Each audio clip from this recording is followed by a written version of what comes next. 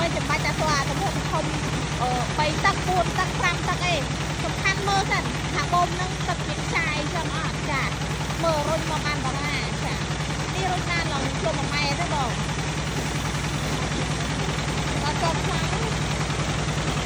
តែមកឲ្យមើលតិចខ្លាំងបូមចឹងបើថាអូទៅតែទំហំកញ្ចែធំតែបានទឹកច្រើនអត់ទេបើសិនជាអត់បាច់អញ្ចឹងក៏ទឹកមិនបានបានដែរអានេះគេនិយាយចឹងចា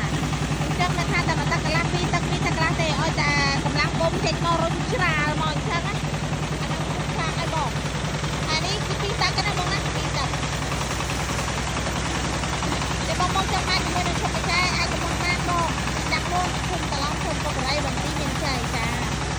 អូចាំជាឲ្យជួយក្មេងមួយផង